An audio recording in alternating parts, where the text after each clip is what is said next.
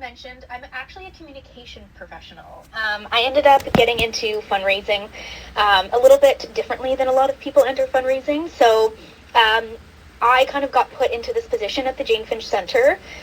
In a lot of community-based organizations, people end up wearing a lot of different hats and roles often overlap. So communications, fundraising, they kind of go really like hand in hand. So a lot of the things that I've learned about fundraising has really been self-learning. So I'm just going to be here to kind of tell you a little bit about what I've learned. I'm sure professionally trained fundraisers probably have other things that they could share, but I just wanted to kind of explain a little bit about what I've learned from a community-based perspective. So just wanted to let you know. In case you have questions that I might not be able to answer, I will get the answers for you if we're chatting at the end. So yeah, still learning every day, and that's basically a little bit about me. I just wanted to preface that before we kind of get into the presentation. All right. So why fundraising, or why online fundraising matters in community work? So one of the biggest things that I think are that it increases accessibility and reach. So traditionally, a lot of fundraising in the past has happened through events, mail campaigns, or in-person relationships, especially during kind of before the pandemic.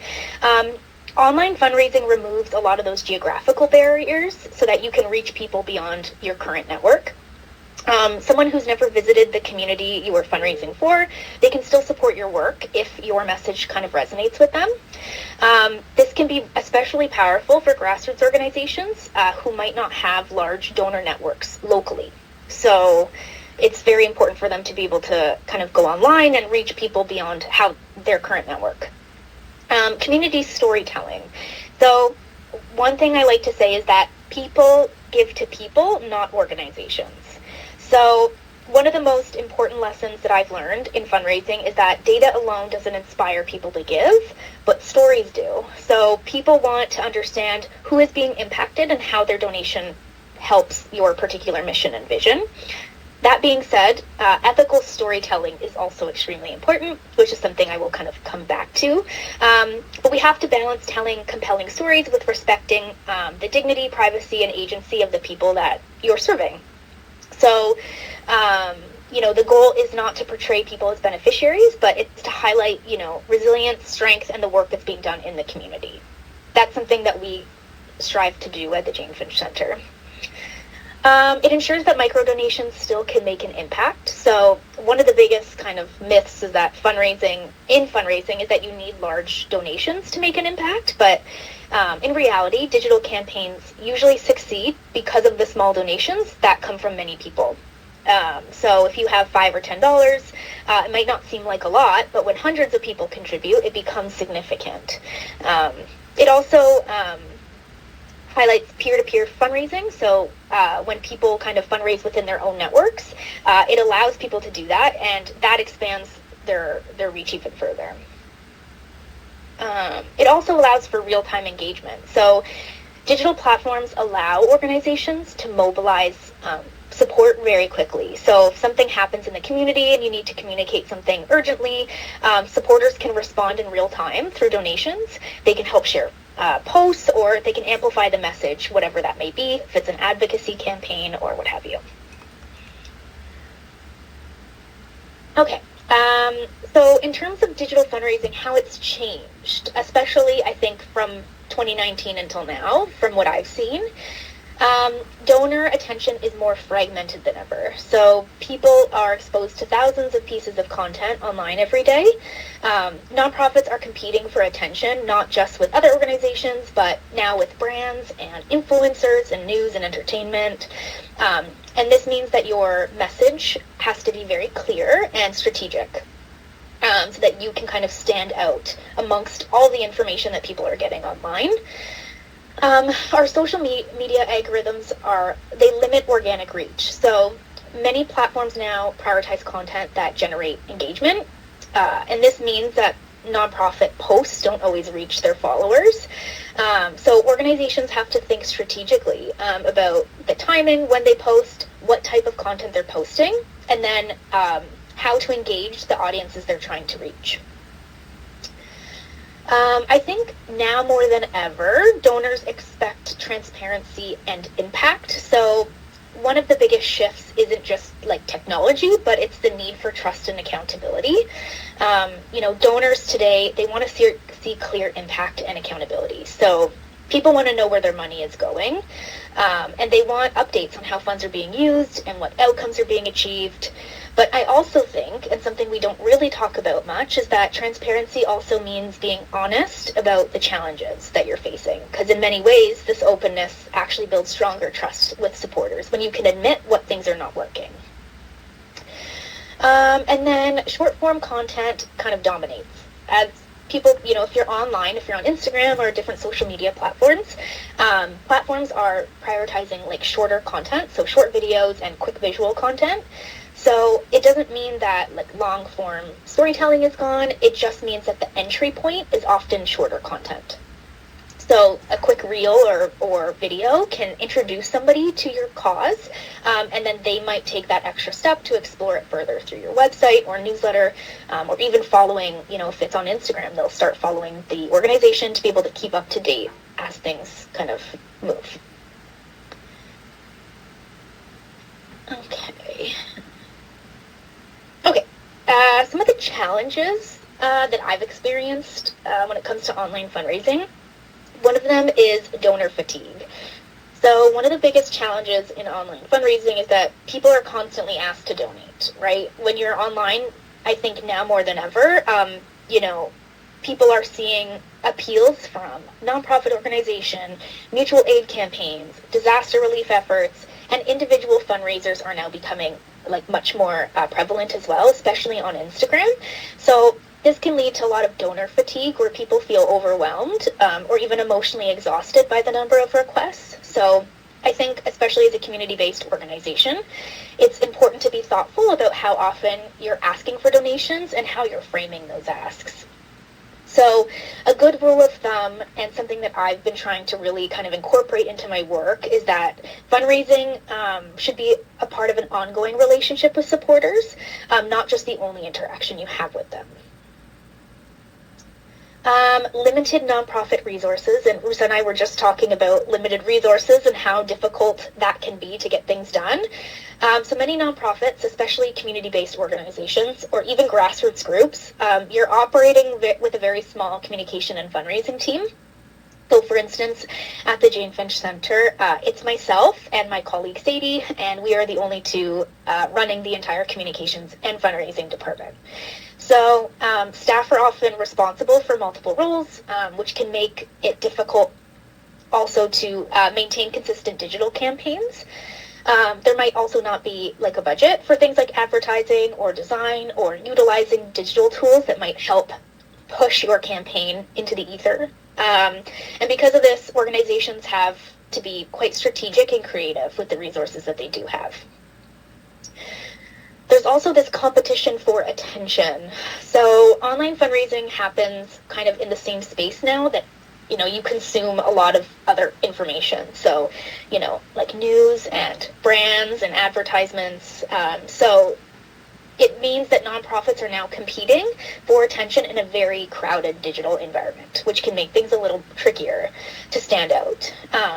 So organizations really only have a couple seconds to capture someone's interest, which again can be really hard if you don't have like a full team to be able to create a really thoughtful campaign, or even the time to be able to put into planning like a very thoughtful campaign. So as much as possible, it just means that your messaging has to be very clear, engaging, and then emotionally resonant. It also means that consistency matters. So building recognition and trust with your audience happens over time. So it's not something that you can just create a piece of content, put it out there, and hope to get money right away. It's going to be something that you have to develop over time in terms of your relationship with someone to get them to trust kind of who you are and what you're doing to actually create that conversion. So it does take time.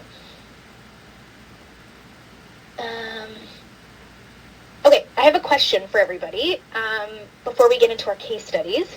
I wanted to know if anyone can think of an online fundraising campaign that really resonated with them, and what made you want to make a donation. and like no pressure. If nobody has any thoughts about it, that's fine. But I just wanted to see if anyone like had seen a campaign recently that made them want to donate.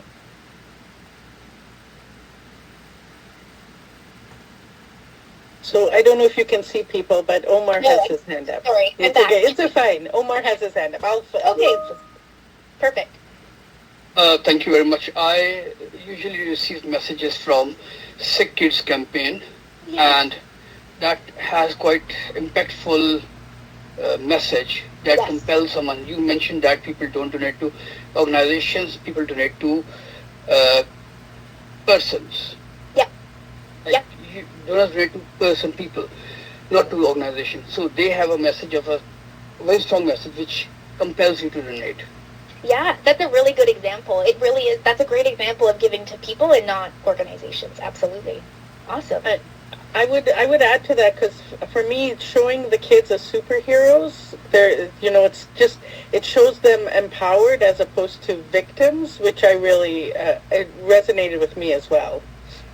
Yeah, that's actually also a great point, and something I'll mention with one of our case studies is reframing how we present fundraising. So rather than coming from a deficit perspective, like using an abundance perspective to be able to communicate your language, we're seeing more and more of that because that's actually what resonates with people more. Yeah. So we have Mayura. You put in the chat the stop, but do you want to come on the mic and share what it is about it, or? Yeah, sure. It's like the Stop Community Food Center. Like I feel like their campaign is usually like emails, and then sometimes they have like a thing on their website where it's like I don't know, like a report kind of, or like a package to like look through, so you can see like the impact. I think they're really good at at showing how it affects individuals. They really put a lot of thought into it. And I think also because I did volunteer there, I feel like, I know what's going on. I feel comfortable with it. I understand what they're doing. So I think they're really good at engaging the people who already know about them. Because just as a donor, or if I'm when I donate, I'm probably going to give to some place where I already understand it and feel comfortable with it. Yeah, absolutely. And I also love the stop, so that's great to hear that you volunteered there. They actually use community-centered fundraising, which is something I'm going to mention in the couple slides ahead, which is a framework. The fundraiser that used to work there implemented community-centered fundraising, and she has recently supported us in creating a fundraising plan. So I agree with you in terms of how the STOP approaches fundraising. I think it comes from a very ethical and community-based standpoint. So they have great work. I'm always looking at their comms, trying to get inspiration. So that's awesome. We have one more hand, Vera. Thank you. I just wanted to mention, it's back to the reframing, I guess. In Sunnybrook, they were using this phrase, impossible, being converted to I am possible. And that was really... Yeah, that's great. Yeah, see, you can see how reframing that messaging creates more of an empowered feeling for people, rather than, it also... Yeah, it just creates, it reframes not just the groups that they're serving, but also how the donor feels about the work. I think that's important. Awesome. Okay, great. So, that being said, I'm going to show you two campaigns that the Jane Finch Centre has worked on in the last few years. They're both very different in their approach, so they're kind of interesting to kind of see. Okay, so the first one is the Bill It to Bezos campaign, and actually the reason I am here, because I think, Rusa, that was the campaign that you had kind of learned about us by, right? Yeah. Yes, and I did it. Yeah. So, okay, great. So let's get into it. I'm going to tell you a little bit about it, and then I'm going to show you a quick video so you can kind of get a sense of, talk a little bit about the impact and the approach. So the Jane Finch Centre, they took advantage of a loophole in Amazon and in Twitch. So Twitch is owned by Amazon. I'm not sure if you're familiar with Twitch, but it's a gamer streaming platform. So all Amazon Prime members are actually given $3.50 in their account every month to subscribe to any Twitch gamer. A lot of people don't even know that this exists. They don't really advertise it. But any money that's not used goes right back to Amazon every month. So we partnered with a creative agency called Angry Butterfly, and what we did was we created a verified Twitch streamer, who was the Jane Finch Centre, and actually asked people to donate that $3.50 that they get every month to us. So we're not actually asking people to donate their own money. We're asking them to donate money that already exists, that they have through Amazon, to us as a streamer. And that's how we were kind of trying to generate fundraising. So again, this is a good example of how little amounts can create a big impact, right? We're not asking for a massive amount. We're just asking for the $3.50 every month. Did you have a question, Omar? Yes, I have a question. Amazing. You guys are brilliant. How we can do it? Oh, yeah. Oh, like how can you sign up? How can we donate that 3.5 to you? Yeah, so I can send instructions over after on how to do that. Yeah. So, it's a really cool campaign in terms of, it's a loophole that people don't even know exists. So I think it got a lot of media attention because of that, but I will send over instructions on how to do it. Because I work for Amazon and I hate them when they talk about and I hate them because when they talk about sustainability, I tell them excursion trip to moon is not sustainability. Your customer lives on Earth, so think about preserving Earth. Yeah. No, that's great. And it's interesting because we actually had to show this. We try and, we incorporate the community in a lot of the work that we do just in general when it comes to service delivery, but that also happens when we're doing different campaigns and communications. So we showed this campaign to our community or residents, and at first people were really put off because they thought, why are you supporting Amazon? Like, they didn't understand that we weren't actually telling people to sign up for Amazon Prime, but we were saying if you already have it, if the money's there, why don't you just redirect it? So that's interesting. Okay, so I'm going to show you our campaign video. This was submitted to, I can never say it right, is it Cannes, I think, in France, the film advertising awards. I'm going to show this video. If you can't hear it, just give me a wave and I'll adjust.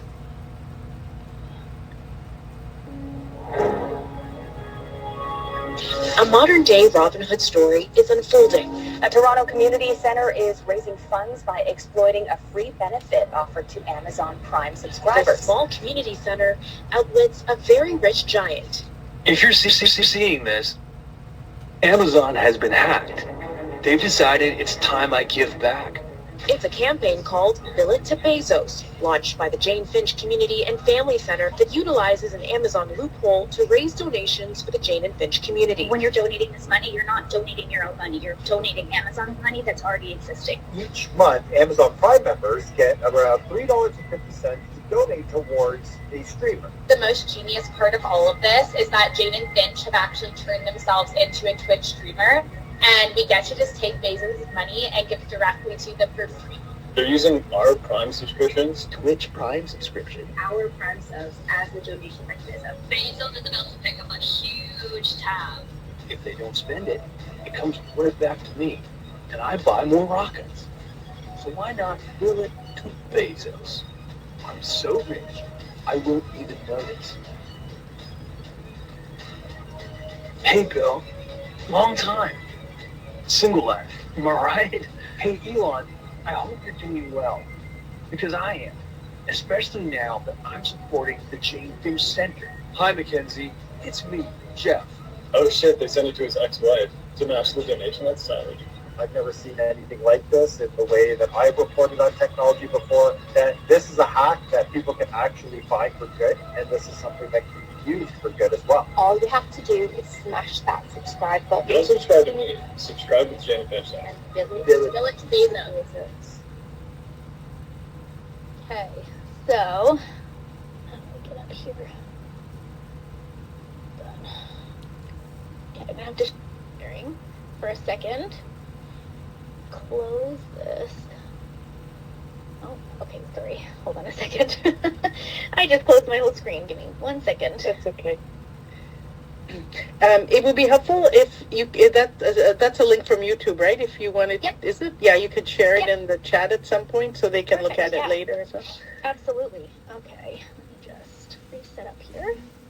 It makes me happy, these kinds of things. Yeah. Yeah, and yeah, that was the first fundraising campaign the center has literally ever done. In the 50 years, we didn't even have a fundraising department before I joined, which was 5 years ago. So, yeah, this was super unique and different. The center had never done anything like that before. So, okay, let me share. Sorry, I'm going to have to start from the beginning. No problem. Okay, great. Oh, no, I already did that. Sorry, Omar has his hand up. So Yeah. Thank you very much for introducing this idea. Please share as much as information I can share it at my workplace, and everybody is a Prime member through the corporate benefit, so we will be more than happy to do so. Amazing. Thank you so much. That would be great. Okay. I will definitely send you the info. That is awesome. Okay, sorry. I'm learning Teams. Oh, yeah, that's okay. Okay. And Mayura has her hand up as well.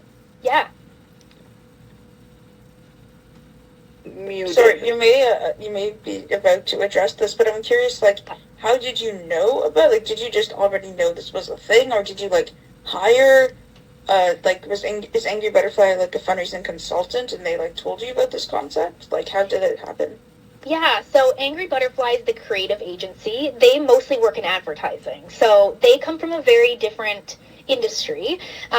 They reached out to us and basically said, you know, we would love to be able to support the center and do a campaign pro bono for you. So they did all that pro bono, which was huge. And so they came up with the concept. They were trying to figure out how to kind of come up with something that was a little unique. And I think someone on the team, like, was familiar with Twitch and was like, how about we do this? So that's kind of how it came out. I'm not familiar with Twitch. Never used it before. So it's kind of a really cool way that it came to fruition. So, yeah. That's so cool. That's wild. Yeah. That's on the news. That's crazy. It got a lot of media attention. I think because of just also the fact that, like, we were tweeting the different billionaires and things, and I mean, they didn't notice, so there was no issue in terms of, you know, they didn't care. At the end of the day, we're such a small organization, and so we didn't get any, feedback from them or anything. So yeah, it was really cool. Really cool concept. So I'll just kind of tell you a little bit about kind of like the strategy, and then some lessons learned. So Twitch is a fundraising tool. Okay. So we use Twitch as our kind of fundraising platform, which was unique. So people on Twitch, it's a little different because people are gaming and they're highly engaged. So they don't just watch, but they actually interact in real time through chat and through donations because they subscribe to gamers that they really like. So using Twitch kind of allowed the campaign to reach audiences that traditional fundraising definitely wouldn't have reached, especially younger audiences who are online in that capacity. So that was really cool. We also partnered with Twitch influencers, which this is something that Angry Butterfly took on, so I don't really have too much details on this in terms of how they approached it, but influencers in general, like across all social platforms, are like built-in communities, and so a lot of people trust their recommendations. So you probably have seen it if you are on Instagram. So by collaborating with Twitch streamers, the campaign tapped into audiences who might not otherwise know the organization or the mission. This is actually a great example of what peer-to-peer digital influence can look like, because people are more likely to give when someone they follow personally actually endorses the campaign. And then media outreach and social media push. So we did both a media push and a social media push. The campaign definitely, we got a lot of earned media, so a ton of news coverage and online articles. in combination with some organic social media promotion, but media is definitely where we thrived, because once we got one interview, we were getting like 10. So it was very cool in that way. And then the social media posts, it kind of made it easy for people to share and participate, which, helped increase the visibility, especially on Instagram. That's kind of our main platform. And then humor and satire as engagement tools. So the campaign itself, obviously named Bill It to Bezos, was supposed to be like funny and memorable. And humor can sometimes lower barriers to engagement, especially for younger audiences who might be skeptical of traditional charity messaging. And then satire also made the campaign shareable, because people wanted to like show their friends or comment on it. So that definitely helped in terms of a strategy. And then some lessons learned. So again, as I'd mentioned, we got a lot of strong media coverage, which was really cool. So we had earned media placements across Global News, CTV News, Blog.to, and a bunch more. The media coverage definitely helped us reach audiences far beyond our social media networks, and it amplified our impact at no additional cost because we didn't pay for placements. We also started to realize that media attention, it can be as valuable as direct donations, because it actually helps build a community of supporters outside of those we were able to reach on our own, because we were now kind of getting our message out there to new folks who had never heard of the center, and in turn were able to kind of bring them into our community. So that was great. And then we got a lot of award recognition, which was really cool and great for Angry Butterfly, because the campaign received recognition at Cannes Lions in 2023, and it included a nomination for an Innovation Lion, which is huge that it was kind of being shown in France in the advertising industry. It also was shortlisted for a D and Ad Awards Archive and Ads of the World, which are two advertising awards. So while awards weren't really the kind of overall goal of the campaign, it validated the creativity and the impact of the campaign, and it also helped open doors for partnerships, sponsors, and future campaigns. Innovative messaging equals long-lasting impact. So the campaign has been used as a case study in a lot of different educational settings. We've had a lot of people reach out and ask to use it. And it's one of the reasons that you're seeing me here today, as I had mentioned, because it became a launching point for discussion about creative digital fundraising campaigns. So one of the key kind of takeaways that I learned from this was that it was our first large-scale fundraising campaign, and it worked on a couple different levels. So fundraising, it brought in donations, but it also brought new donors, which is very, very valuable, especially when you hear about donor fatigue and things like that. It helped increase our brand awareness in the media and helped us reach our message outside of Jane and Finch into other pockets of Toronto and beyond Toronto. And its approach made for strong media engagement, which was very helpful for us in the long run. So I guess the biggest lesson that I would take away from this is that even a first-time campaign, it can have lasting impact if it's thoughtful and shareable. And digital fundraising isn't just about money, but it's about building relationships, visibility, and trust that last long after the campaign ends. So this campaign was in 2023, and we're still talking about it. So that's great. Does anyone have any questions before I move on to the next case study? And I can't see my screen at the moment, so. Yeah, Mayra has her hand up. Yeah. Thanks. Okay, I have a few. Sorry, I have so many questions. This is just so fascinating. So, yeah. Before we were on the second, like on the page you're on 2 pages ago, it looks like, did you guys get donors from people who use Twitch? Maybe like they don't live in Toronto, they're not involved with their community, whatever. They could live like anywhere, like Kansas or whatever. And they just, were on Twitch, and then they saw this. You're like, oh, this is cool, a cool way to support something, and they donated? Is that, what happened? Like, you got people like that? Yeah, exactly. And all the Twitch influencers that you saw in the video, we don't have any personal connection with them. Those were people that we had reached out to and told them about the campaign, and they shared it. That's so cool. So you were able to get, people in Jane Finch, people who know about you guys, who have Amazon Prime memberships, but also just random people who are just oh, this is actually a cool way to use the money that Amazon. Okay, that's so cool. And then Yeah. my other question is like, what was Jane Finch's Twitch stream? Well, it was just the video. So to be fully honest, we have not had time to actually build up our Twitch account since then because it's a small team.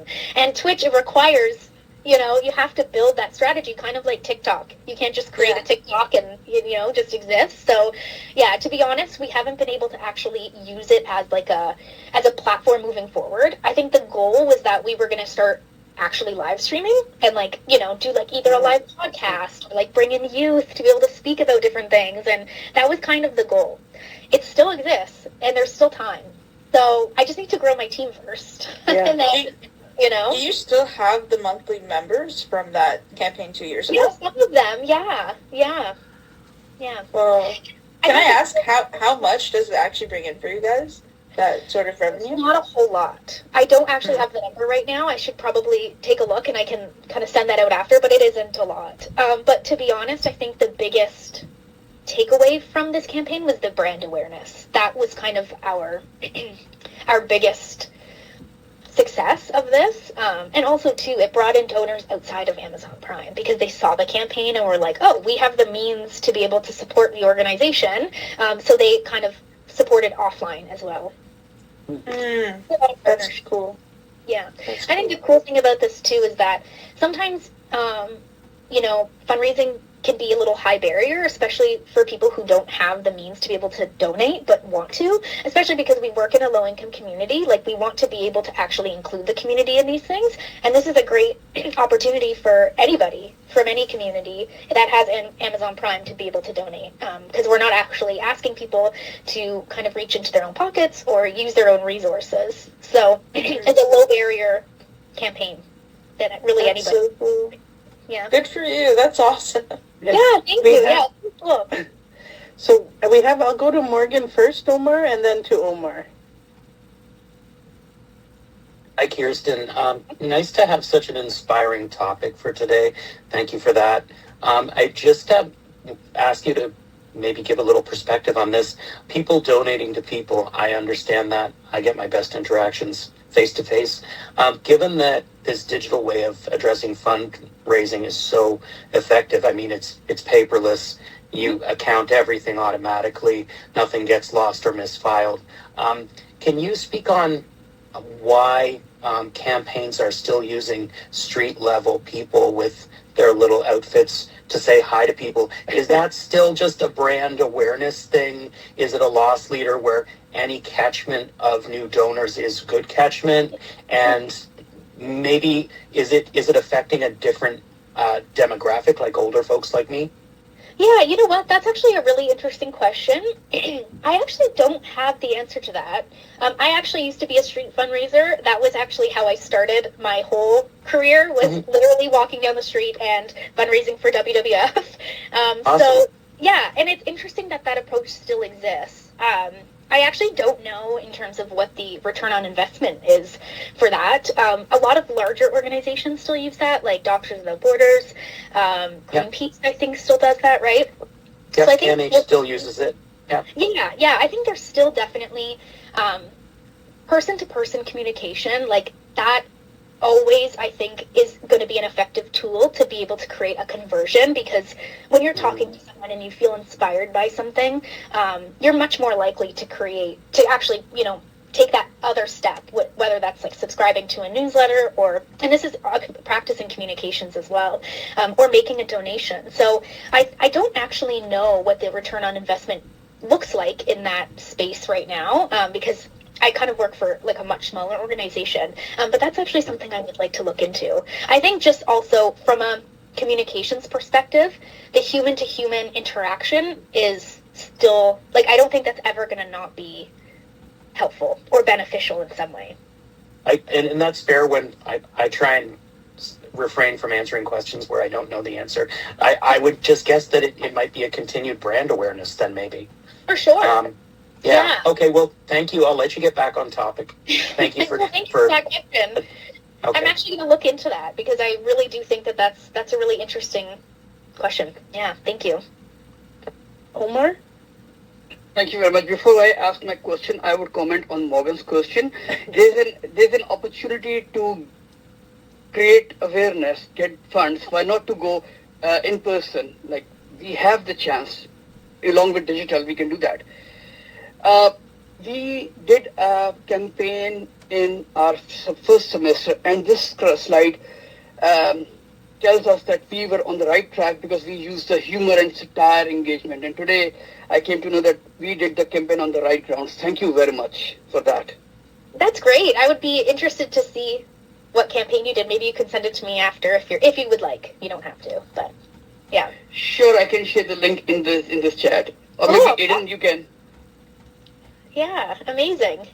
And Morgan, I just thought of something else. So when I was working as a street fundraiser, we had a quota, and so you actually have to fundraise a certain amount, especially within your first 2 weeks, or else you get let go. And so it must be helpful for brand awareness, but I think that there should be a monetary ROI because you do have a quota. So I'm curious. And the reason I said loss leader, because I'm going to use a weird example. Walmart sells a roast chicken for $9. They're clearly not making any money, but they get people in the doors and happy, and then they retain that happiness about their experience. So I wonder if there are calculated loss leaders within fundraising where they go, this platform is not going to be effective, but if we raise any awareness, it's still a win. If we achieve any kind of conversion or not immunity, when people are loving you, then it's still a win. So I'm sure it's so complicated, and it's being studied as we speak on the fly, and it changes every day. For sure. Yeah, and that's actually a really great point. It's our 50th anniversary this year, the Jane Finch Centre, and we're doing a bunch of events throughout the year, but we're not using them as fundraising tools. We're using them as brand awareness tools. So that's I guess similar. And we're putting resources into stuff in terms of time, staff hours, but we know that it's going to probably connect with people, which could potentially lead to fundraising rather than a direct call to action. So still a win. Yeah, still a win for sure. For sure. Awesome. Okay. So our next campaign I'm going to talk about is pretty different. So this one's called Write Us Off. So again, we partnered with the Angry Butterfly to be able to actually put this together, and they also did this for us pro bono. This campaign was done last year, and I actually think this one is my favorite. I actually prefer this one over the Pillow to Basil, so I get very excited talking about this one. Okay, so a little bit about what the campaign is. So for years, the Jane Finch community has been written off, in the media, in funding decisions, in opportunities. So, and this is, what we've seen. We have a youth space at the Jane Finch Centre, and this is particularly kind of evident with youth. So youth from the community are pushing back with Write Us Off. So a bold new campaign challenging negative stereotypes about the community and calling on businesses to actually take meaningful action on DEI. So, at a time when DEI initiatives are under threat or being removed completely, which we are all seeing across the board, Write Us Off is kind of a counter call to action. So the campaign was actually co-created and led by youth staff who are actually residents of the community, and they developed a bias training program. So this bias training program offers businesses an opportunity to participate in modules where they're learning about different issues that are impacting the community, and it provides them with an opportunity to actually approach DEI from a community-driven lens, and all the modules were rooted in lived experiences and local perspectives. So the whole Write Us Off theme was that, it's kind of like a double entendre where you're writing a person off, but also write us off using like a tax write-off. So that's kind of where the humor, or the double entendre kind of comes in. So I'm going to show you our campaign video for this one. Here at the corner of Jane and Finch. The neighborhood is like a war zone or something. Destitute, poverty, crime. In the Jane and Finch community, we've been written off for years. especially the youth. Because others don't often see what makes this community so vibrant, intelligent, and talented. We're used to being written off, but now, write us off for good and get a tax write-off for your business with a new kind of bias training. This is bias training by us. Straight from the people who are impacted by it, teaching the powers that be what bias is preventing them from seeing. Let's talk about breaking the broken system. It's time to talk about the media's perception versus reality. To see our potential and our power, giving you a real look at who you've been writing off for years. I like to change the narrative to be the most hardworking person, the most ambitious person in the room. Training that's more than a line item, but still a tax write-off. So if you're a Canadian business, invest in better bias trading by going to writeusoff.ca. When you have the right resources and access to services, you can also change the narrative. And help fund spaces, programming, and scholarships. If you've made it to the end of this video, you've already started your bias training. So go ahead. Write us off. But this time? This time. This time? Write us off for good. So I'm going to have to stop sharing again so I can reset my screen. So that is the Write Us Off campaign. And I think it was Nabila. You might recognize a lot of people in that video because they're all youth from our space. Yeah, yes, or staff, yeah. So funny. So yeah, they're all youth from our space who are a part of this campaign, and then all the module trainers are staff who are also from the community. Yeah, okay. You can see there's a, Aiden has his hand up, and I think Morgan had his hand up. Okay. Yeah, I commend you for this. I commend your organization for this. Like the wordplay is just so on point with like write us off, but it's like the M dash and then for good. You know what I mean? Yeah. Like not write us off forever, but write us off for good. And it's write us off double entendre. Yeah. Love it. Yeah, yeah. We love a good double entendre. Yes. I love that. Okay, I'm going to reshare my screen again. Oh, sorry, did someone else? Morgan, yeah, do you have a question? Okay. I have to say, I think something that was really clever was one of the closing remarks on the campaign there, the video. For someone who struggles with starting big things that lead to big change, they already took the onus away from the person who's watching the video to take that first step. They said, if you finish this video, you've already taken the first step. And I think that makes you, as a viewer, think like, oh, well, then the rest is just autopilot. Let's get involved. I think that was really brilliant to take that course. Yeah, that's great. Yeah, it's true. Yeah. I think, like you said, it lowers the barrier, right, to people actually taking that next step by feeling like, oh, I've already started, you know? So, yeah, that's great. Okay, so a little bit about the strategy and execution on this one. So the campaign was community-driven and a youth-led approach. So it was, like I had mentioned, it was co-developed with our youth staff, who are also members of the community. So all of the modules were actually developed using interviews with the youth staff on different issues that impact them or impact the community. And that's how the modules were actually developed, which I can show you a module. I think we did that last year. They're pretty short. They're like 3 to 4 minutes long. So it's really just a starting point for people. It's not to supplement DEI trainings and other initiatives, but to kind of augment them. So we used youth voices, and we centered the message on real lived experience. So we wanted to ensure that the content resonated authentically with both residents and those involved.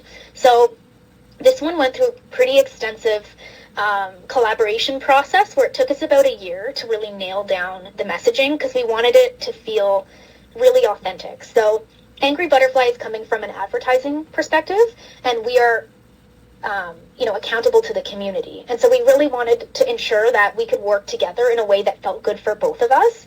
And so it took about a year to nail down the messaging. And we had the stuff sent to all the youth and to the staff because we wanted to make sure that people felt comfortable with it, especially the whole write us off. Like, we wanted youth to feel like they felt like ownership in it and also felt it was reflective and representative of their experience. And everyone was very happy with it. It was one of those things where we all worked together like pretty closely, and we all left feeling great. So that was really exciting.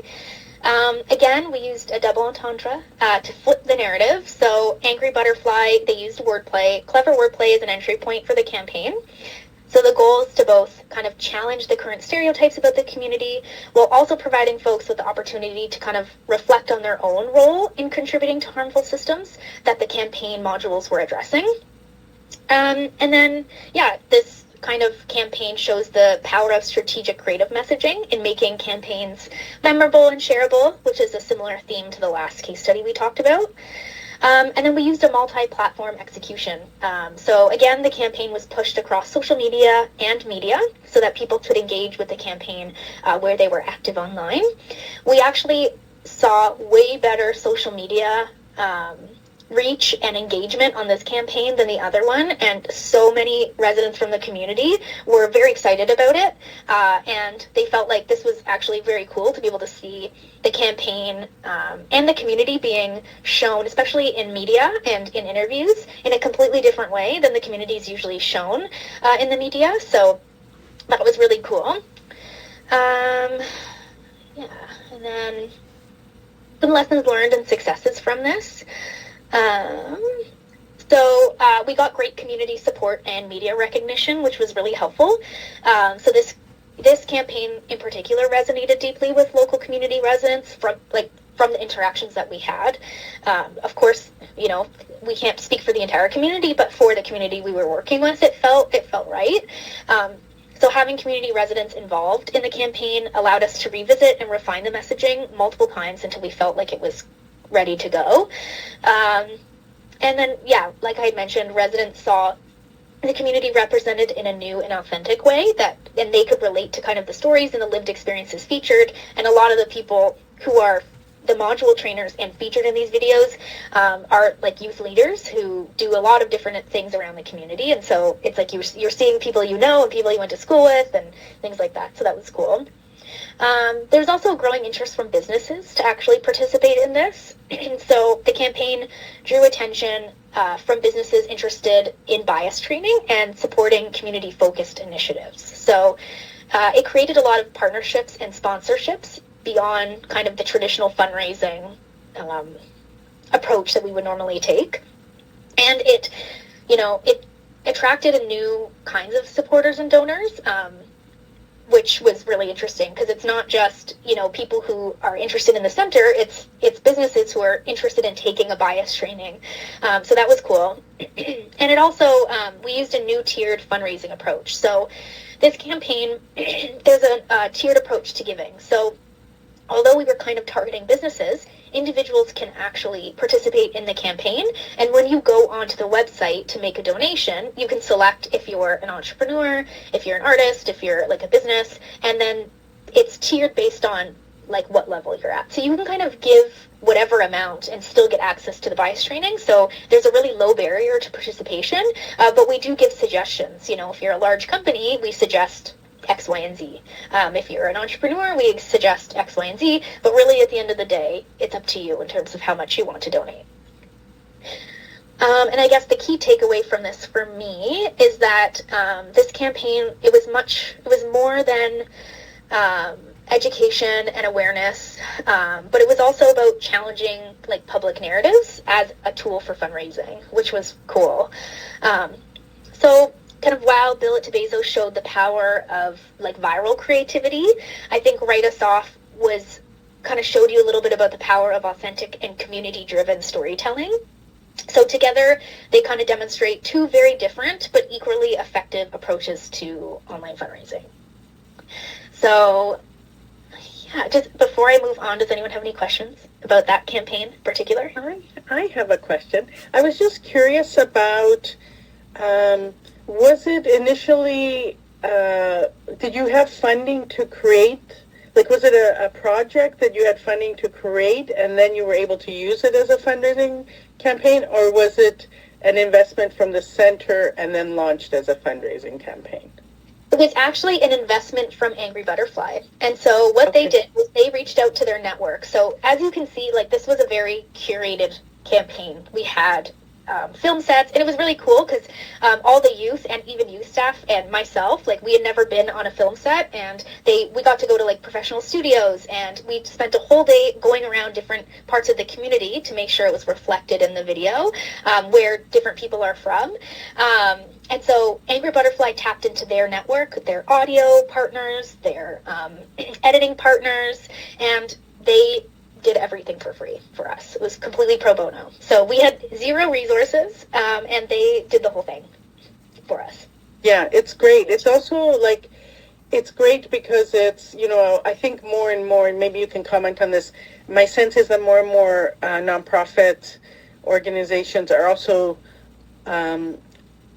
looking at sort of what we would call maybe social innovation, or something where there is some income generation from offering a service or a good, but in the sense of nonprofit, right? So the fact that it's an income generation and also offering a service, I feel like the strategy, maybe I'm wrong, but I feel like with businesses and corporations or whatever, because there is a fee attached, they are more likely to take it seriously, or what, rather than it just existing for free on a website. I don't know. That's my kind of take, but for sure, it's like you're taking that step to pay for the service, and they also get a certificate at the end to say that they participated in this thing. So I think that also makes companies, especially ones that are kind of prioritizing DEI initiatives, more likely to be able to take that step to contribute. Yeah.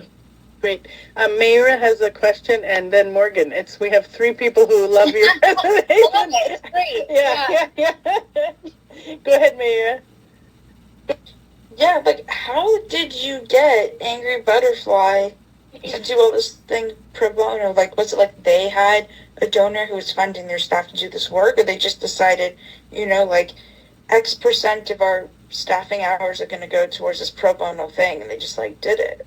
Yeah, so I think, that's a great question. A lot of creative agencies, especially in the advertising space or film, they have kind of an allotment of time and resources that they can contribute to, like, pro bono work. And so, as we had done the Bill It to Bezos campaign with them, we work really well with them, and it was really exciting for them.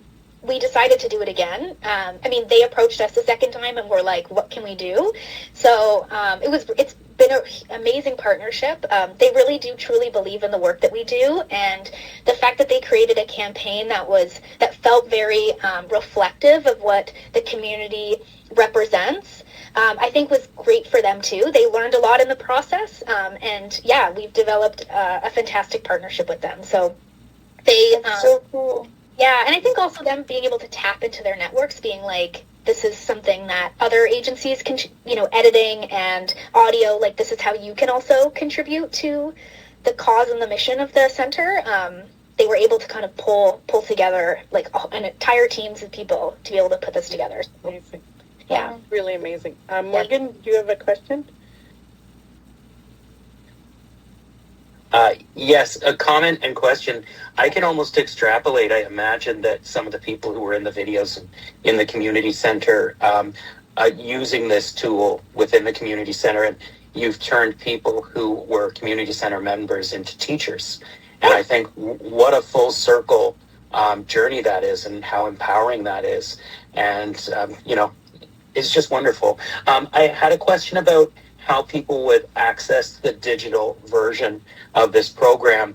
And I can think of a lot of different models that might work, but my guess is that maybe when they sign on and they pay their amount, that they own the program for, and this was my question, do they get to view it once? Do they get to own it for a calendar year so they can use it as they onboard new staff and brush up on their skills by watching it more than once? How does that commitment work, and how long do they view it for?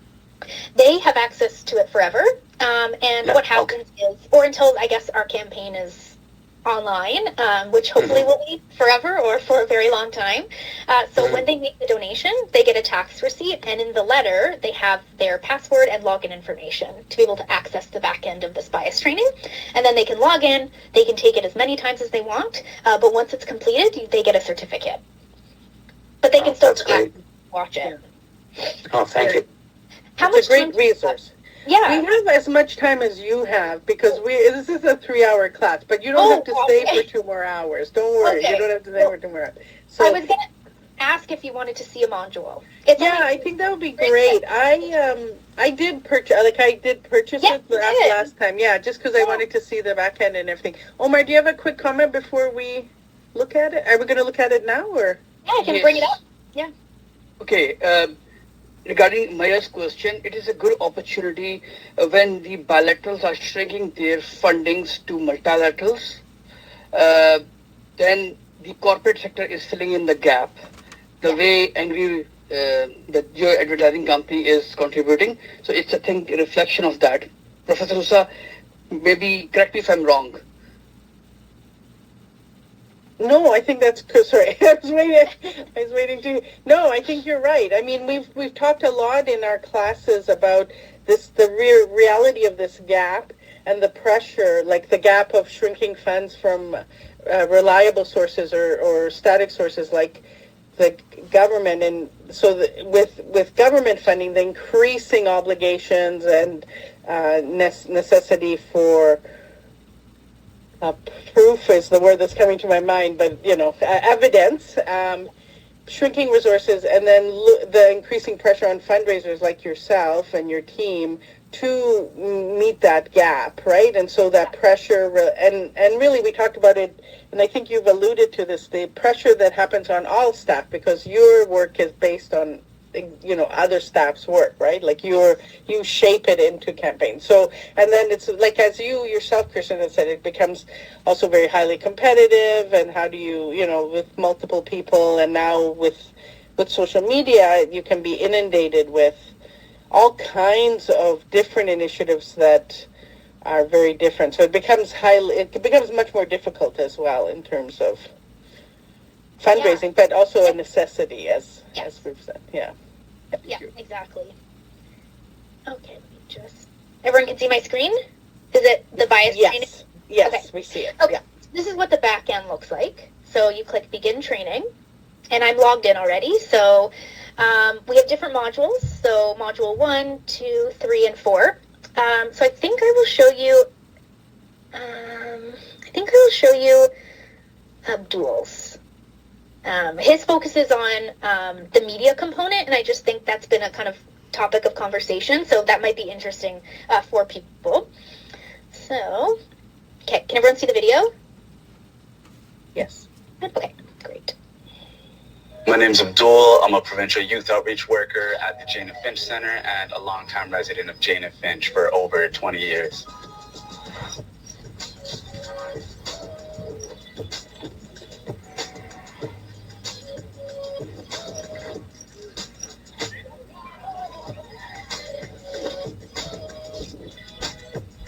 This is bias training by us.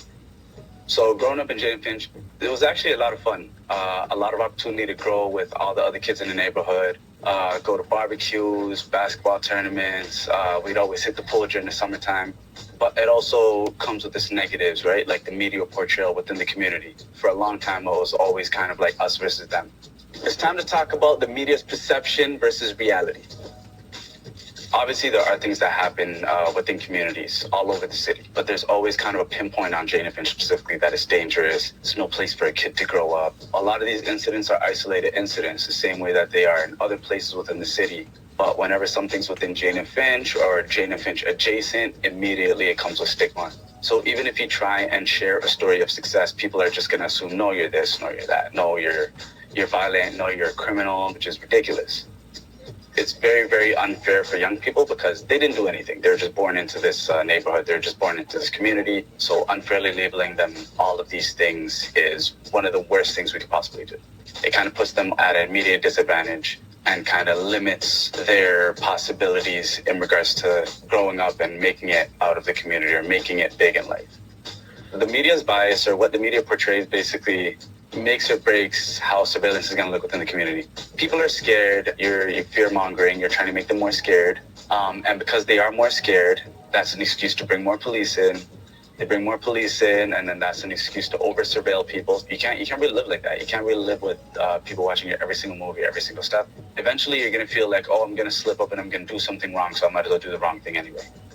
Some of the things we're trying to do is, number one, we try and outline a lot more of the good happening within the community. Like this isolated incident happened at the beginning of the year, and since then there's been this community town hall that was done, this festival that was done for youth, this backpack giveaway that was, all of these like 10 other amazing things were done since then. So we try and shine a light on those things to kind of drown out all the negativity that's portrayed by the media.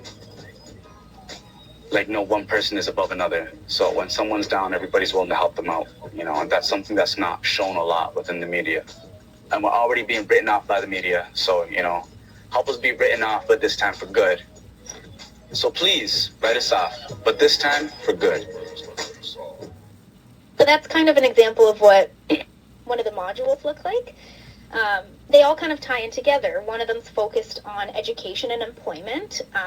This one was focused on media bias, and they kind of relate to each other. So, you know, he talks a lot about how youth are portrayed in the media or the community's portrayed, which directly influences how people can secure employment opportunities, especially outside of the community, because there is postal code bias and other issues like that. So, yeah, it's really interesting. It's all developed out of direct lived experience, and yeah, they're short, they're quick little modules, but they're interesting to watch. So they're engaging, and it provides kind of, especially employers and businesses who are doing hiring, it kind of provides them with a different perspective, which I think is the whole goal of the bias training. So yeah.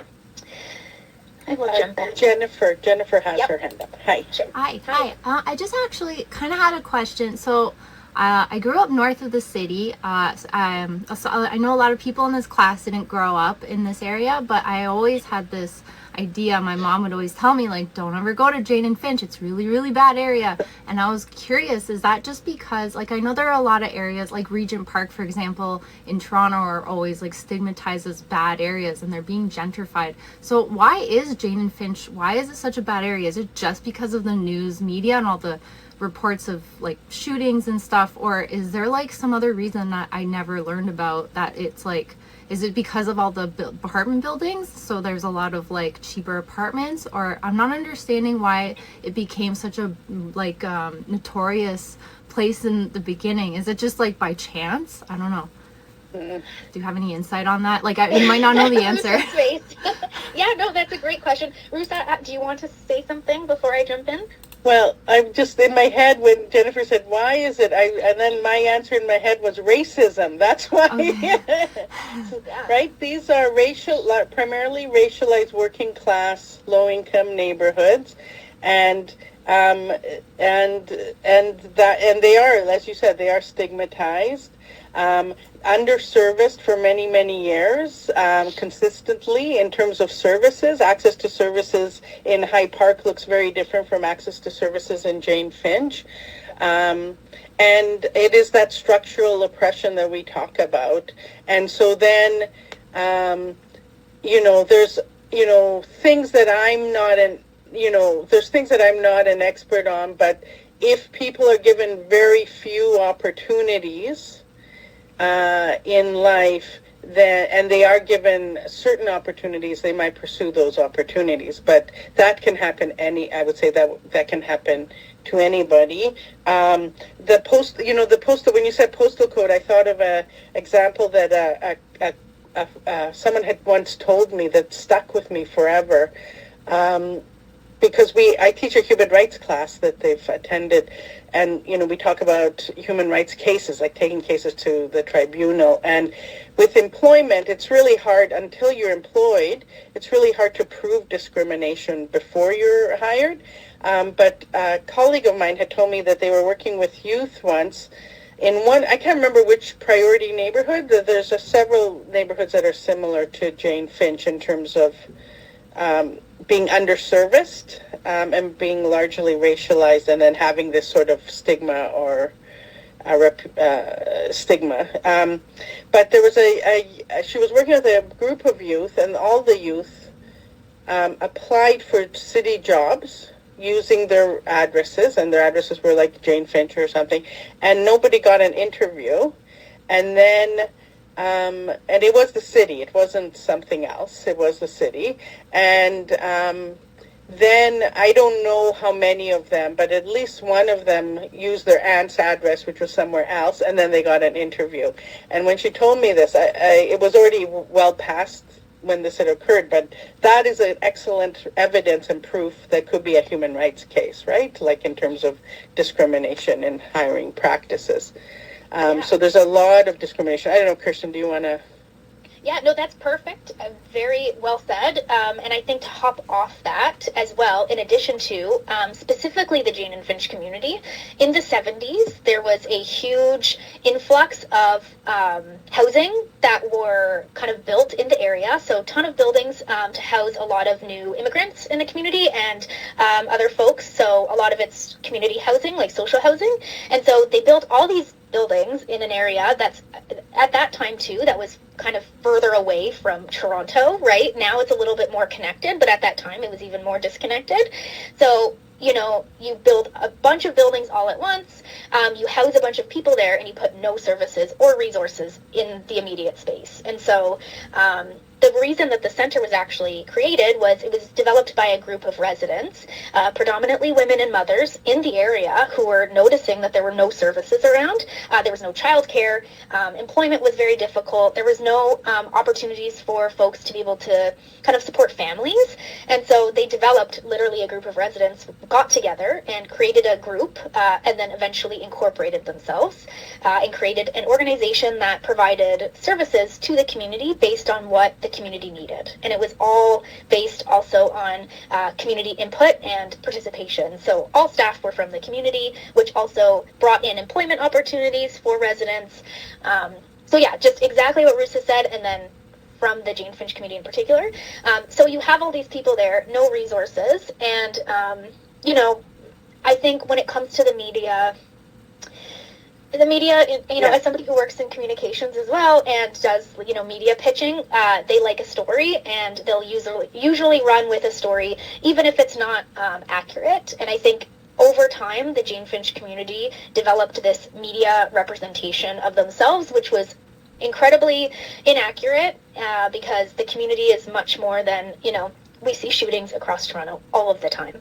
I've never felt unsafe at work, and I think most of the staff and you know, youth who participate in programming and attend the center, like obviously everyone has their own experiences, but yeah, I think the community is much more than what the media portrays it to be. It's actually really unique in terms of they are so community centered, and they are very much, I'm trying to figure out the right wording to say this, but they're super community oriented. There's a ton of grassroots groups in the area, and they're all working towards making their community a better place, which is very different than many other areas in the city.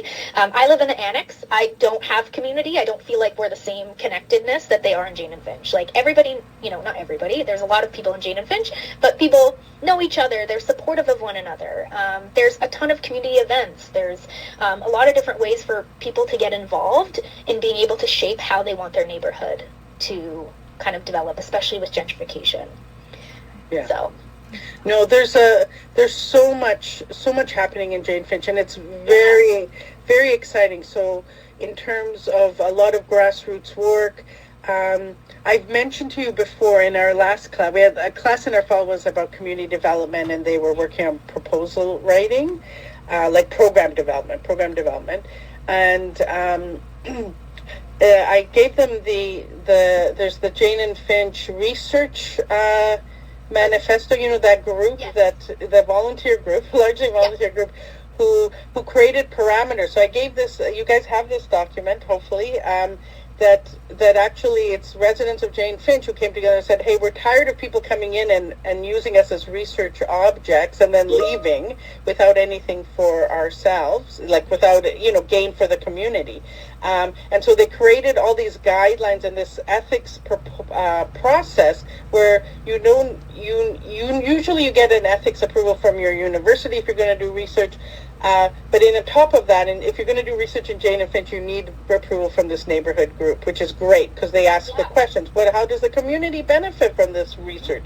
Questions that weren't asked in the past. So it's really quite it's really quite an amazing area of the city and vibrant and happening. And just to, I'm not going to go off my tangent. Don't worry, Kirsten. So they know I go on tangents. And 1 hour later, we're still talking. But I will say, we also have to remember the reality of the media, as Kirsten was saying, is, it is a corporatization of the media. And we know that forever, not just that certain groups are portrayed in certain ways, and there's been lots of challenges to that. And but there's still certain groups or neighborhoods that might be portrayed in certain ways. So the question we always ask ourselves to understand is who is benefiting from this situation at this time, to get at a deeper analysis. All right. And it creates fear, Yes. of neighborhoods when that fear, it's unreasonable, and it's, like you said, racism and other factors. It's a very complex issue. Yeah. So. Yeah. I did go to York for a number of years, so I was quite familiar with the neighborhood, not just York. Yeah. I had the opportunity to become. Yeah, it was great. It was great. Yeah, that's great. And sorry, like you said about the Jane Finch Community Partnership, so we trustee them, and so we're working on getting the website back up and running so that people have access to it. But yeah, it's very cool in terms of creating guidelines so that extractive practices, when it comes to community research, and everyone wants to do projects and research projects about Jane and Finch and different issues impacting the community, but then the community rarely sees the outcomes or the outcomes of those research projects. And so being able to actually own that material and being taking ownership of it removes also the way that it can extract resident voices and time. Exactly. Yeah. I mentioned to you before about my research project. They know about it. But, we hired the community members from the priority neighborhoods as community-based researchers. So they learned how to they learned the skills of researching. They were at the table in an authentic, participatory way. They shaped the research project itself.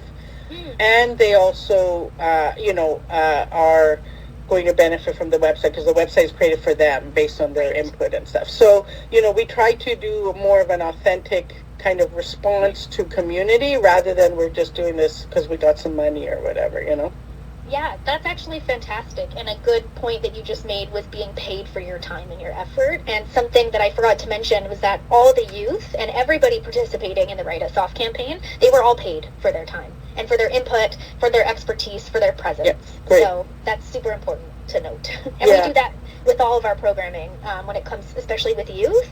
If we're asking anybody to use their time or their insights. So we have a youth advisory council. They're all paid, which also provides them with employment opportunities and income generation opportunities, but also shows them that their thought leadership is important and it's worth the funds, they're not, we don't need to extract their, Yeah, exactly. Value their time.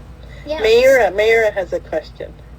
For the youth, was it just in their normal work hours, so it's just a percentage of the youth outreach worker role salary going to that, or was it separate funding that was no, they did it during their work hours. We would close the space and we would take away some of their responsibilities so they could focus on this, and they all wanted to participate. This was something that they were all very interested in, so it wasn't a mandatory requirement. These four were wanting to participate, so that's cool. Yeah. I also saw Benjamin's comment about living in Regent Park, and that the biggest thing people say about gentrification is that community is no longer there. And I think that's kind of a common theme with gentrification as well. Same with Jane and Finch. You're pushing people out of their community when people have been living there for a long time, have built community, and then you're outpricing people so they can no longer live there. That's a really interesting point to make. So, okay. Let me reshare my screen.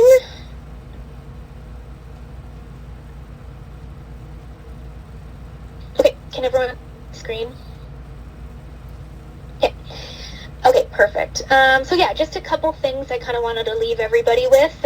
I'm not going to be talking much longer. So ethical storytelling practices are really important. So If you're going to be doing fundraising, I think it's important to learn about ethical storytelling and incorporate this into your day-to-day work. So the over kind of arching themes of ethical storytelling is to respect the dignity and privacy of the people that your campaigns feature. And focusing on an abundance framework when speaking about the community rather than a deficit framework, which is something we also chatted about when it came to other campaigns that people were kind of found they could resonate with. And then again, people give to people, not organizations. So ethical storytelling does build trust, and trust builds donations. Conducting A/B testing is really important. So testing small changes in your campaigns to see what works. So you can change email subject lines, social graphics, donation buttons, calls to action, and just your general messaging. A/B testing, which is basically sending out the same thing with a couple different changes to see what works better or what resonates better with your audience. It allows you to learn from real behavior rather than assumptions. So even like little tweaks can significantly increase your engagement or conversion. And then just understanding your audience is really important. So, it's not a one-size-fits-all approach. Usually does not work. So you really have to identify who you're trying to reach, what age they are, what interests they have, what are their motivations, where they're existing online, and being able to tailor your messaging so that each audience segment has their own type of storytelling and tone and visuals that kind of reflect what would resonate most with them. And creating an audience persona will help you kind of predict what kind of content will resonate with them, and where to post it is also important. And lastly, just some best practices for a community-based setting. And this is all stuff I've learned as well. This is not, probably not general practice, but fundraising, actually this one is, fundraising is not just about one-off donations, but it's about cultivating long-term relationships with people. So donors, and in a lot of cases we see this with us, like we don't treat them as, financial transactions. We actually approach them as partners in the work, because it not only keeps people engaged, but it also allows them to feel like they're bigger than just like a one-off donation. They're actually a part of something they're a part of the work. And then using kind of digital platforms, it's easier, it makes it easier to stay in touch and provide kind of ongoing value rather than just asking for money. So whether you have like a newsletter, you send them out on a monthly basis, you're not asking them for anything, you're just kind of informing them about what's going on in the community or at your organization. Brand awareness is essential for long-term online fundraising success, which I've definitely seen from these two campaigns in particular. People want to give to organizations that they recognize and that they trust. So a strong and consistent brand, it builds credibility, and it makes fundraising easier over time. This is definitely a requirement before you try and build a foundation for fundraising, is really focusing on your brand awareness. And then brand awareness isn't just like logos or aesthetic graphics, but it's your story and your voice and how you communicate your impact. Making kind of your campaigns personal and relatable is really important. So the overall theme I keep mentioning is that donors are motivated by connection. And so making your campaigns human and authentic and easy to relate to, I think, is probably going to be a bit more successful. Personal touches, so adding, emails with names or social media posts that show like a personality, that can also increase engagement. And utilizing community-centered fundraising practices as a framework. So I know I had mentioned this earlier, but learning about community-centered fundraising and how you can implement their pillars into your fundraising strategy, I think, is really important in a community-based setting in particular. So community-centered fundraising is a framework and a movement that's been developed by fundraising professionals across North America, where they're trying to incorporate policies and procedures into how they approach fundraising so that it can be ethical. So, a couple examples is having like a gift acceptance policy that outlines where you will and will not accept money. So, if there are unethical companies that you're just not willing to accept money from, like that's a policy that you implement into your fundraising strategy and not something that you ever waver on. As a community-based organization that's focused on social justice, it's really important for us to approach our fundraising in that way. So, it's really interesting. I think probably this whole class might be interested in learning about it. You can just type it in Google, community-centered fundraising, and you'll get the website with all their pillars, which talk a little bit about the framework and how you can kind of implement that into your day-to-day. Placing the community at the center of your fundraising strategy is a big part of community-centered fundraising, and also including the voices that you serve in your planning and the messaging and the execution. And then immersing yourself in the community you're fundraising for is also really important. So if you're working at a community-based organization after you're done school, it's really important to be able to immerse yourself in the community. I'm not from Jane Finch, but I've been working in the community for 5 years, and in terms of building my relationship with residents and the community, I had to spend a lot of time there. And I think attending community events, listening to people, developing relationships with people so that they can build trust, especially myself. I'm not from the community. I'm also a white woman, and it's important for me to be able to build trust with residents so that they can kind of understand my intentions of being in the community. And also it helps me as a communications professional and as a fundraiser to ensure that our messaging and our approach is reflective of what the community actually needs. And the more you immerse yourself, the more authentic and resonant your campaigns will be. So 2 last things I want to leave you with is that at the end of the day, digital fundraising, it's less about technology and more about people. Sometimes things don't work the way that you hoped, and that's okay. Take what you've learned and pivot, I think is probably the key thing. The great thing about digital fundraising is that we have so much data that we can work with and that we're left with. And so we can use that to our advantage every time. I hope that you've enjoyed this. And if you have any questions, please let me know. I also have shared a QR code and link to my LinkedIn if you want to connect on LinkedIn. Risa can share my email if you have any other questions or want to chat about anything. And then follow us on social media because I'm the comms person. I have to plug that at the end, of course. So thank you so much for having me. It's been really fun chatting with everybody. Amazing, Kirsten. Thank you so much. Do you have time for a few questions? Absolutely, yeah. Amazing. All right, great. Folks, who has... Oh, yes, Morgan, and then Sherilyn. I'm like, who is that? Sherilyn. I looked up a definition and I was still a little fuzzy on something you touched on where you were empowering the community members by in making them trustees. And I understand getting paid, but are there other roles that a trustee would have so we would understand what that title means and how it activates those people? Okay, when you say trustee, do you mean like a grassroots group and their project, or do you mean paying individual people for their time? It might mean both, because I haven't heard of this term being used in this industry before.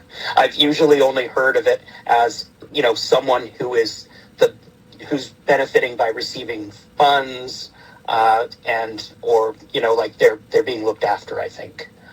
Yeah, so the way that we approach trusteeship is that because we are a registered charity, we can accept funds from funders, whereas a lot of grassroots groups don't have that charitable status. And so we will trustee their funds by basically holding it for them and helping them with their budgeting and with usually they take on all the execution. Yeah, so that's trusteeship. Okay. Yeah. So we trustee a lot of different projects in the community because we also want to work with grassroots groups because they're all resident-led. And so that's kind of how we approach trusteeship. In terms of paying people for their time, we usually consider that like an honorarium for their time. Yeah. Great. That was really helpful. Thank you. No problem. Sherilyn? Hi. Sorry. Thank you so much for coming, and it was really informative. I really enjoy. I really like the Build to Bases campaign. It was amazing. Awesome. I think my question is about hashtags. Because I don't know if they still hold value in this today, or like are they still effective in like widening like your reach? And if they do, like how do we utilize them properly? Yeah. So it's funny because now I work with Sadie, who's on my team, and she actually does all of our social media, which I love because social media was never really my favorite. So I'm now kind of a little bit further away from social media, and so things have changed a little bit, and I'm like, oh my gosh, I should probably kind of keep myself informed, even though Sadie's taking it on. However, I do know that using keywords on social media rather than hashtags is something that they do. So I don't know if you've seen at the bottom of posts when people just like type the words rather than using the actual hashtags now. That actually still allows your content to be on people's discovery pages. So when you're like on your discovery page and you're scrolling and you see content, that's because people are using specific keywords. Just because you use that keyword doesn't mean it's going to be on the discovery page. Like, you have to generate enough engagement in general to be able to appear there. But keywords are still important, which I think are replacing hashtags. I see. Yes. But Sadie, I should have had Sadie here because she's our social media expert. So, yeah. Thank you so much. That was really helpful. Thank you. No problem. Okay, we have time for a few more questions.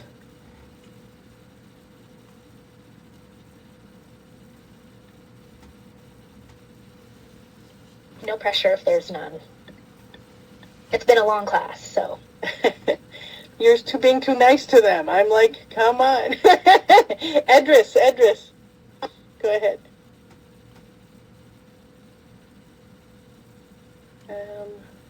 Where did you go? First of all, thank you very much for this insightful class. Honestly, I learned a lot. As Sharon said, this is just the beginning. We are just learning digital platforms to use it. My question, because I was just a while ago, 2-3 years ago, I was working as a volunteer for an organization. That was a charity organization, because I had to collect money, like fundraising on the street.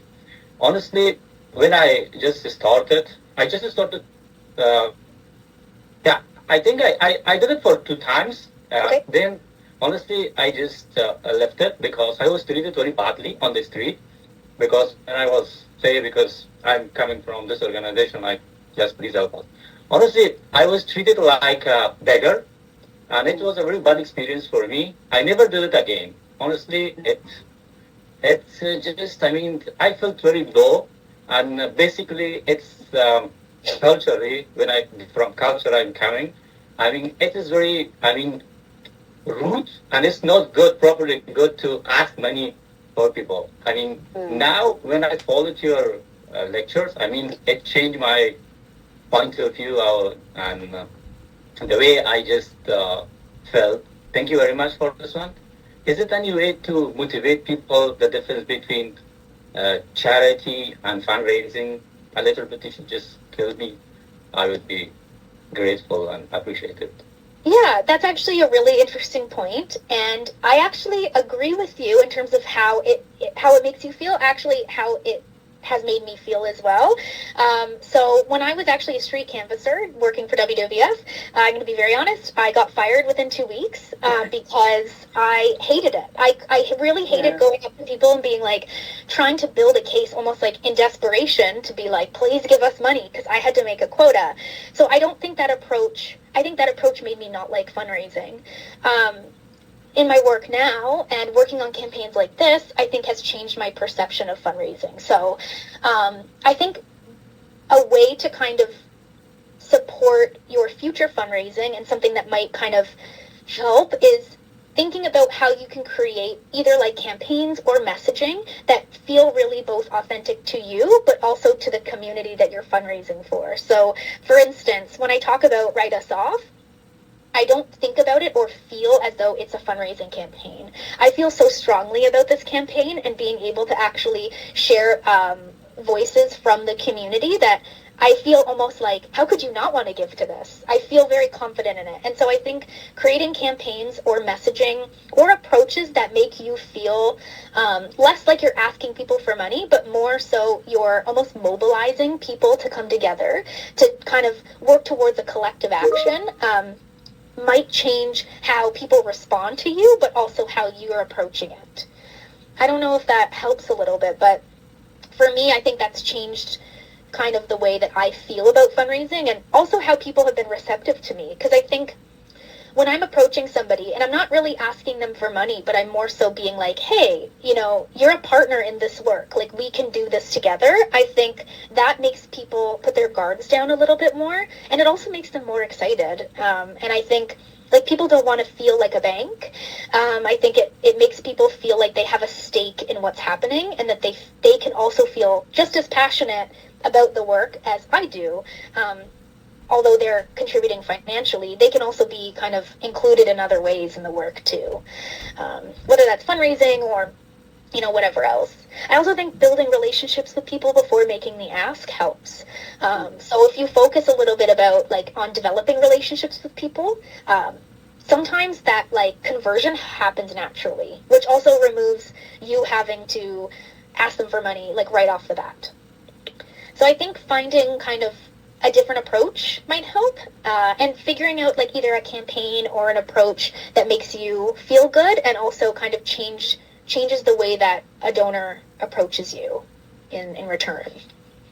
And it can be difficult. I think it takes some time. And I think it takes a team too, you know, like being able to kind of chat with different people and figure out what resonates with people and doing research. And yeah, it's definitely, it's complicated. I hope that helps a little bit. And if you ever want to chat about it, you can add me on LinkedIn. We can chat, you know, chat again. I'm also learning, so yeah. Amazing. Any last question, folks?